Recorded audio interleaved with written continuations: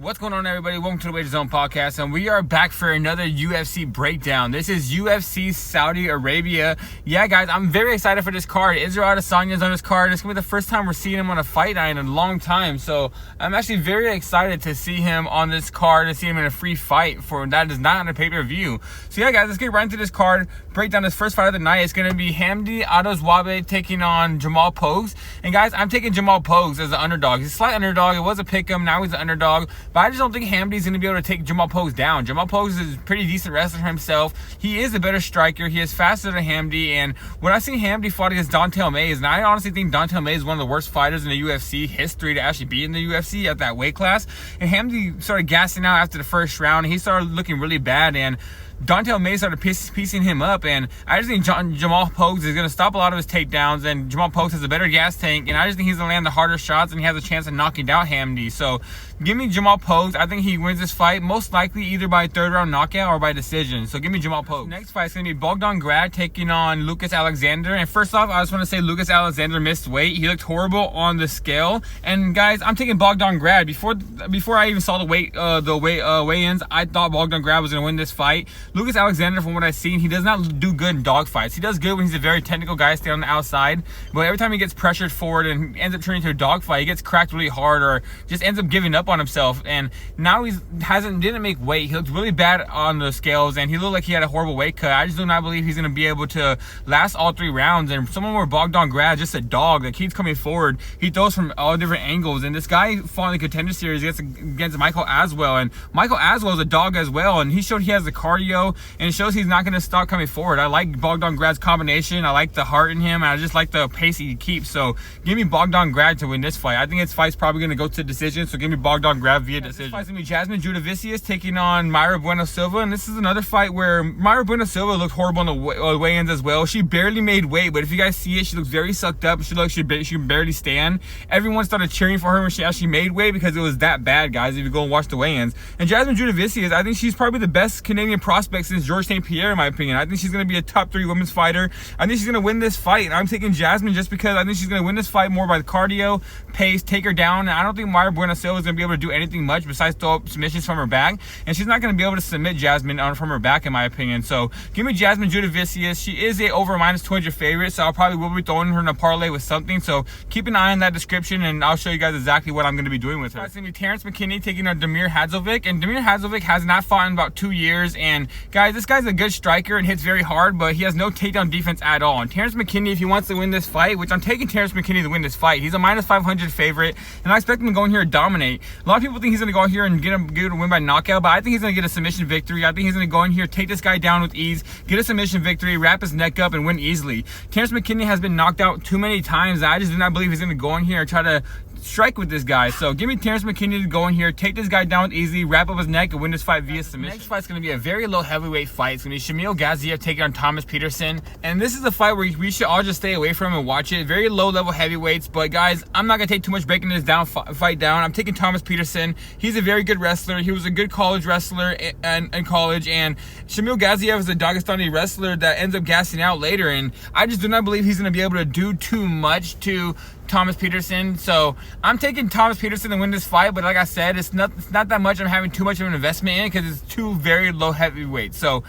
give me Thomas Pertersen to win this fight. Next fight's going to be Muhammad Naimov taking on Khan Offley, and this is another one where I don't have a really good read on it. Khan Offley is a very athletic guy that hits very hard, and at the same time he has decent takedown defense, but Muhammad Naimov is one of these Tajikistan fighters that are very strong. He fights very hard, goes at you 24/7. He is very athletically strong, like I said, and he's more strength over skill, but I do believe he's going to be able to get the takedowns in this fight. I don't have the best read on this one, but I'm going to be taking Muhammad Naimov to win this fight, most likely by decision, but I would not be surprised if Khan Offley wins this fight, but the pick is going to be Muhammad Naimov. All right, guys, this next fight is going to be Fred Ziam taking on Mike Davis, and I'm going to be taking Fred Ziam as the underdog, guys. I think Ziam has fought the higher competition than Mike Davis. Mike Davis has fought a lot of journeymen in the UFC. He's fought a lot of guys that are not even ranked in the top 50 in this whole division, and he's fighting rely on to guys that are like holding on to a contract just barely and probably gonna get dropped from the UFC. And Ziam has fought a lot of better competition. He's fought like people that's actually been ranked before. He's showed he has decent takedown defense. He shows he can get back up, and I just think he's very patient. And someone where Mike Davis is gonna go out there and try to explode in the first round and probably end up gassing after the first round. All Ziam has to do is probably last that first round, show his cardio, be very patient, and then he'll end up landing the strikes later on. I think Ziam is going to do really well with his jab and show the range in this using his length. So give me Ziam to keep this fight standing up, use his range at distance, and win this fight on the feet. So give me Ziam as underdog. Another fight where it's very close. Nurmagomedov taking on Vinicius Oliveira. Earlier in the week, I was on Vinicius Oliveira, but now, guys, coming to it, I think I'm going to take Nurmagomedov. I was a big fan of Nurmagomedov coming in. He's one of these Dagestani fighters that I actually like because he is a striker. He's not mainly a wrestler. He is not related to Khabib. So if you guys are thinking he's related to Khabib just because his name is Nurmagomedov, he is not related to him. At all. He is a striker. He's not really a wrestler, but he does know how to wrestle a little bit just because he is from Dagestan. And I just think he's going to be the better technical striker against Vinicius Oliveira. Vinicius Oliveira just beat Ricky Simone, but Ricky Simone just looked like he's ready to retire. He wasn't setting up takedowns at all. And I think Nurmagomedov is going to be the technical fighter, maybe get some takedowns here and there, but I just think it's going to be a chess match for a little bit until Vinicius Oliveira tires out and Nurmagomedov is just going to take over with the technical striking. So give me Nurmagomedov to win this fight, guys. This fight's going to be a heavyweight banger. Sergey Pavlovich taking on Jairzinho Rosenstruck, and I'm going to be taking Sergey Pavlovich. I think he's going to win this fight by knockout. I think this is a good fight for him to show his wrestling. This guy came in as a wrestler but hits very hard, so he just ends up knocking people out. But I do believe this is a really good fight for Sergey to show his wrestling, go in here and get a ground and pound finish. I think this fight's either going to end where someone gets knocked down in the feet or Sergey's going to take him down and just finish him on the ground and pound. So not too much of a breakdown. Two heavyweights are going to be banging it out, but give me Sergey Pavlovich to win this fight, guys. All right, guys, this is going to be the co-main event, and honestly, probably the fight that I'm most excited for in the whole entire card. This is going to be Shara Bullet taking on Michael Venom Page, and this is going to be the most technical, probably the most two top five strikers in the whole entire division, in my opinion. And I just think this is going to be a most technical, crazy striking battle. But guys, I'm taking Michael Venom Page. If you're telling me Shara Bullet's going to try to outstrike Michael Venom Page, I do not believe that's going to happen. I think he's going to get frustrated. I think Michael Venom Page is going to stay on the outside. I think he's going to land hard shots. And guys, I don't want to be an asshole, but Shara has one eye. You only can see out of one side. And a guy that Michael Venom Page that picks different angles that you cannot see him coming from, especially now a guy that can't see literally from one side, I do think Michael Venom Page is going to pick him apart technically, knock him out, or maybe land some hard strikes to where Shara Bullet rethinks this fight. So give me Michael Venom Page, guys. I think he wins this fight, honestly, in my opinion, a dominant fashion. This is going to be the main event. This is going to be Israel Adesanya versus Nasruddin Imavov, and I'm taking Israel Adesanya, guys.